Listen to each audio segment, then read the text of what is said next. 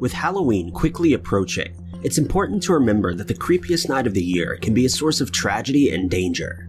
It's okay to have fun and take your kids trick-or-treating, but Halloween is by far one of the craziest and most dangerous nights to be out and about. But don't take my word for it. Here are 5 cases in which people mysteriously vanished on Halloween night, creating a series of missing persons cases. Number 5. On Halloween night in 1996, Pierre McGraw stepped out of his mother's car to meet with friends. Sadly, as his mother watched him walk away sporting his costume, she didn't realize that this would be the last time she ever saw him. Pierre walked to the original Six Bar in Richmond Hill, Georgia. He'd previously made plans to meet with friends to celebrate not only the spookiest night of the year, but the fact that he recently passed a difficult government course. It's assumed that Pierre carried on about this evening as planned, having drinks with friends and overall enjoying his time out. Pierre had promised his mother, Norma, that he would be home at around 2 a.m. or at least give her a call. He kept his word and called his mother, waking her up in the middle of the night. He asked for a ride and she gladly headed his way. She arrived exactly where instructed and parked in the parking lot while keeping an eye out for her son. However, aside from a band loading music equipment into a van, she never saw anyone else. Norma wandered around outside of the bar, asking strangers if they'd seen her son, and each person offered a different answer, and it became clear that no one really knew where he was. Some said that he left in a car shortly after she arrived. Others claimed that he took a taxi home, and another group claimed that he went to a cafe. Norma spent the rest of that night searching for her son.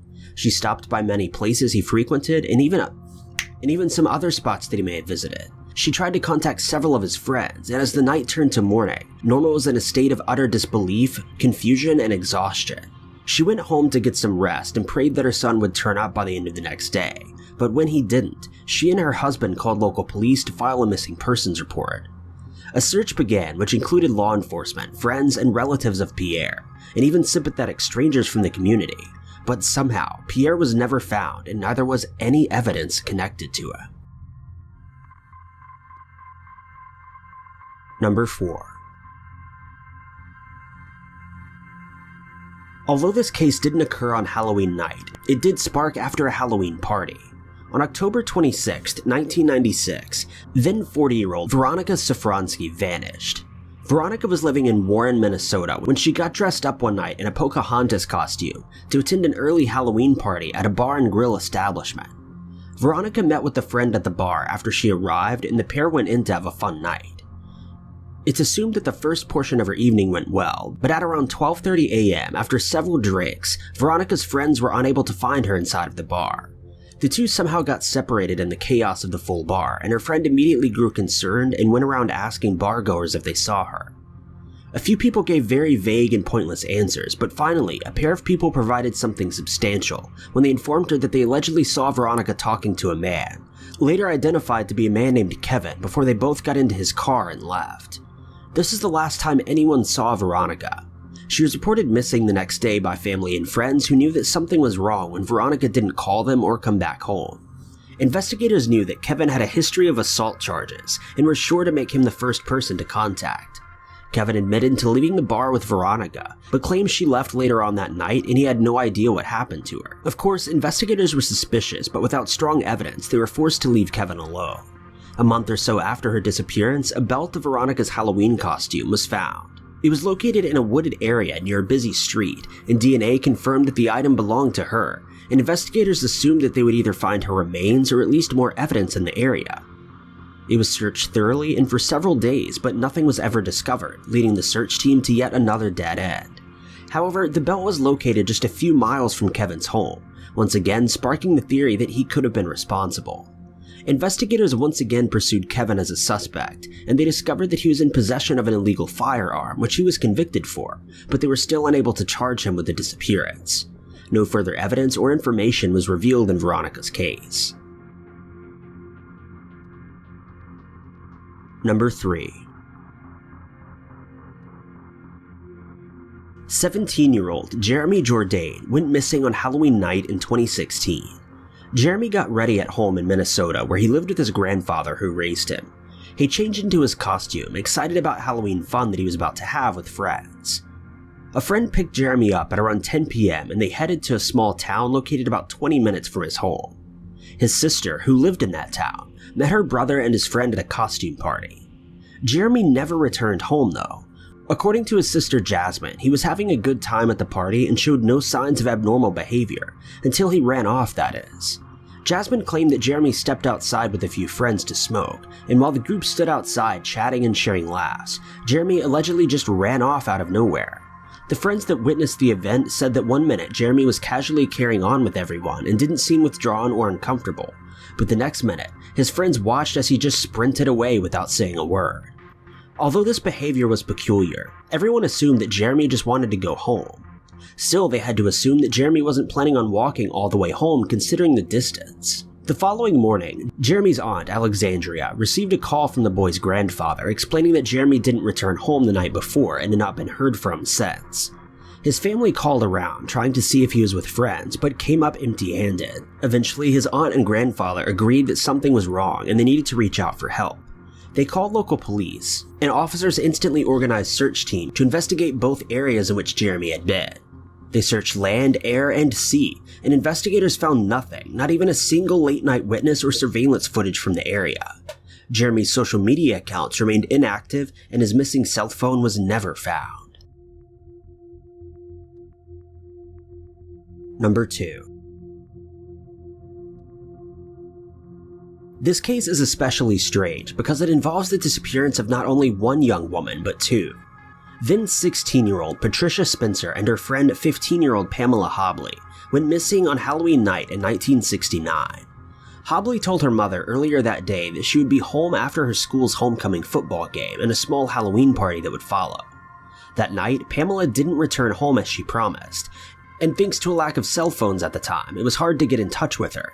Her family was concerned when they came home late from their own Halloween plans to find that their daughter may be in danger. Pamela's fiancé told her parents that she missed the Halloween party, making her absence even more concerning. The worried mother called around, asking parents and teens if they had any information on her daughter's whereabouts. Although she didn't receive any tips or answers, she did discover that Patricia Spencer also missed the party, so the assumption that the two girls were together sparked. Authorities were contacted by both the girls' families and a frantic search began. In the early stages of the case, detectives were given witness reports that claimed the two girls were last seen walking away from their high school together, toward a nearby neighborhood. However, a witness later came forward to explain that he saw the girls walking along a busy city road and offered them a ride. He apparently took them downtown and dropped them off in the city. The witness was not considered a suspect at the time, and police began searching the city and sharing flyers with the girls' photos. After several weeks of scoring the area and searching spots that teens commonly frequented, there was no new evidence to keep the search alive. Officers eventually speculated that the two girls were trying to run away from home, hitchhiking and taking public transit as far as they could. It was also theorized that on their journey, the girls came across two or more men that possibly abducted them. Police withheld this information and evidence from the public, but it's likely that whatever they came across was enough to assume that the girls were abducted. In 1985, 16 years after the girls vanished, officers received an anonymous witness testimony that claimed the two girls were attacked by two local men and dumped near a secluded barn where teens were known to hang out. The search found no trace of human remains or any leftover evidence of the girls. Number 1. Emanuel Dominguez was a 30-year-old man from Chicago that went missing on Halloween night 2013. According to the testimonies of his relatives, Manny headed out late into the evening on Halloween night to meet up at a local Halloween party. The timeline of events in Manny's case are a bit jumbled and unknown. Some witness reports claim that Manny was seen at a party for most of the night, enjoying the event and quality time with his friends. It was also reported that Manny was at the party with a recent ex-girlfriend, something that was a bit peculiar, but not weird enough to cause any concern. Furthermore, these statements implied that the former couple were getting along well and having a lovely night. After sharing countless drinks with company, Manny apparently left the party with his ex-girlfriend and several people he had just met. In the late hours of Halloween night, approaching the morning of November 1st, Manny left the party and piled into a vehicle belonging to one of his new friends. Still, witnesses claimed that nothing was overly unsettling about the manner in which he left the party. When Manny didn't return home or answer any of the multiple calls conducted by his friends and loved ones, the spark of worry began to burn brighter. Without any sign of his whereabouts or even his vehicle, which he'd supposedly left at the party, his loved ones decided it was necessary to get police involved. A search and investigation was quickly produced. Investigators spoke to partygoers and were eventually able to identify a group of strangers that Manny left with, as well as his ex-girlfriend. They were interrogated separately, but apparently shared the same details with officers. For reasons unknown, likely after a little argument with his ex, Manny allegedly asked the driver to pull over on the side of the road and he exited the car and walked away. At first, officers didn't believe that Manny would do such a thing, but without more evidence they were unable to hold any witnesses as possible suspects. On November 4th, 2013, a few days after Manny went missing, his car was found on the side of the road near a bushy area. A patrol officer happened to pass the scene when he noticed the car that had been burnt and parked off the side of the road. Upon inspecting the scene, he noticed a pair of human legs sticking out of the trunk. A coroner took in the remains and confirmed that they belonged to the missing man. The car was also inspected, but detectives withheld any public statement on who the car belonged to. An autopsy showed that Manny had been attacked, passed away, and put into the car afterward, which was eventually set ablaze. Manny's own car was found on November 8, 2013, parked along a residential street not far from where the Halloween party took place. While Manny was technically found, his case is still shrouded in mystery and significantly lacking evidence, making it yet another Halloween case that remains unsolved. Thank you guys so much for watching. If you liked this video, be sure to click that like button. Also, don't forget to subscribe and click that notification bell to keep updated with our videos. And if you enjoyed this narration, maybe consider checking out my personal channel at youtube.com/ty_knots.